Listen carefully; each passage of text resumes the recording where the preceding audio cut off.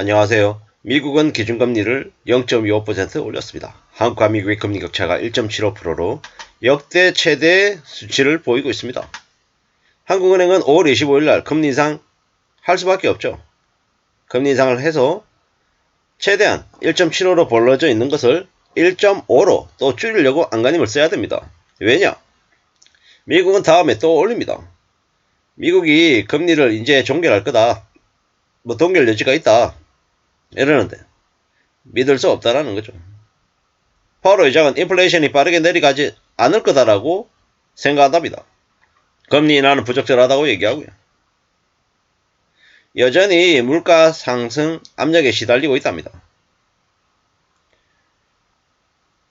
그리고 한국의 언론에서는 1년 넘게 지속되어 온 금리 인상을 중단할 가능성이 있다. 6월에 또 예정되어 있는 FOMC 회의에서는 금리를 동결할 수 있다. 이러는데 사실 두고 봐야 되는 거죠. 제가 볼 때는 6월 달에도 금리를 0.25% 올려서 5.5가 될 가능성이 크다라고 저는 생각합니다. 왜냐? 미 연준 파월 의장의 임기는 2026년까지입니다. 3, 4, 5, 6 앞으로 4년이 남아있고 그 기간 내내 물가 2%까지 내리게 그는 계속 목표를 향해 달려가야 됩니다.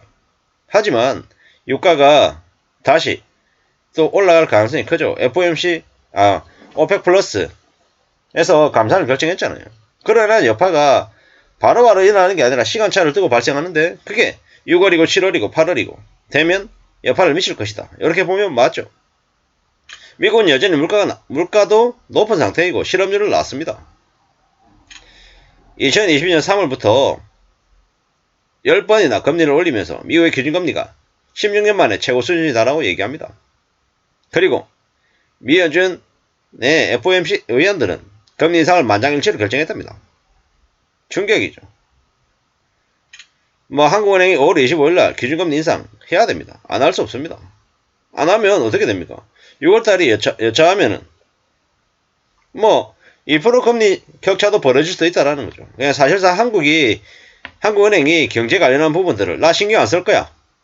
한국 망해라 라고 고사 지내는 거하고 똑같은 짓거리를 할 때 금리를 동결하는 거죠. 5월 25일 날 한국은행이 금리를 안 올릴 수 없다라는 거죠. 한국은행이 3.75가 금리 인상이 마지막이야 이런 개소리 하면 진짜 혼을 내야 됩니다. 왜냐?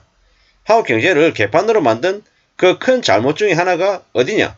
한국은행 이창용 총재의 윤석열 정부를 눈치 보면서 금리를 제대로 올리지 않았던 그 상황 때문에 지금 현재 이렇게 많이 엉망으로 젖어가고 있는 거죠. 미국의 0.25% 인상에 한국과 미국의 금리 역전이 사상 최대다.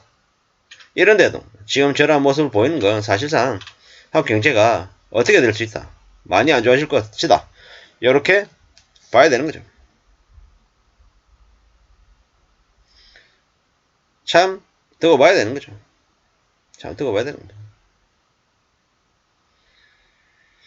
앞으로 어떻게 될지 잘 봐야죠. 잘 봐야 됩니다. 동결? 봐야죠. 미국이 금세 금리를 인하할 걸 생각 안 해야 될 것 같습니다. 제가 생각할 때는 미국의 금리 인하는 빨라야 2024년 하반기쯤일 겁니다. 시장에서 지금 한국 언론에서 얘기하는 거하고 좀 느낌이 많이 다르죠. 많이 늦게 결정이 될 거다라고 보면 맞겠습니다.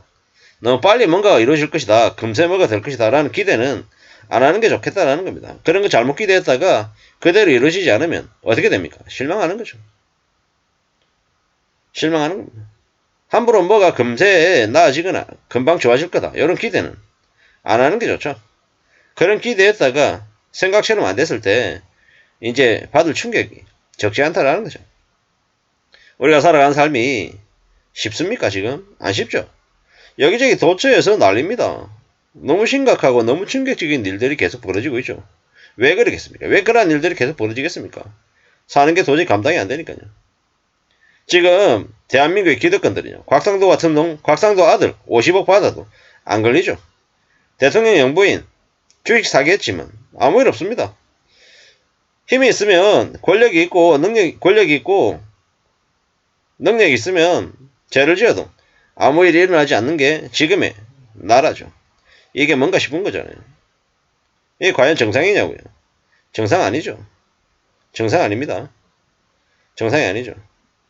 이러한 일들을 어떻게 받아들일까요? 어떻게 받아들여야 될까요? 참 막막하고 참 어처구니 없고 참 황당할 뿐이죠. 나라가 이 모양이니까 온갖 배임과 횡령 사건들이 넘치죠. 이러고 있습니다.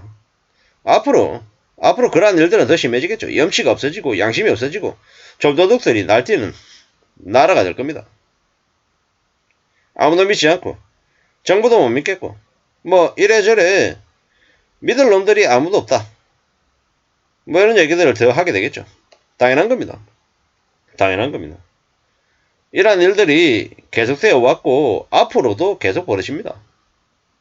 사람들이 왜 이 모양인가, 왜 이거밖에 안 되나 이런 생각도 많이 할 건데요. 좀 잘 봐야 됩니다. 우리의 삶이 더 힘들죠. 더 어렵습니다. 더 막막합니다. 어떻게 지내야 되겠습니까?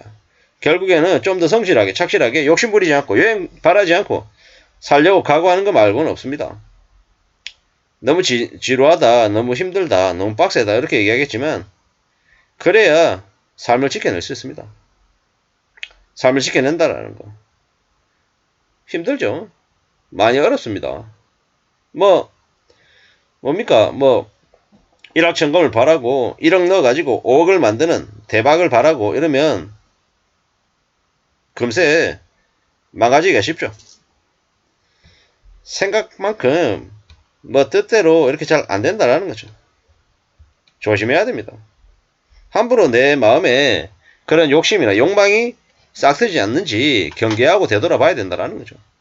미국에서 기준금리를 저렇게 지속적으로 올린다는 거. 잘 생각해 볼 필요가 있는 거죠.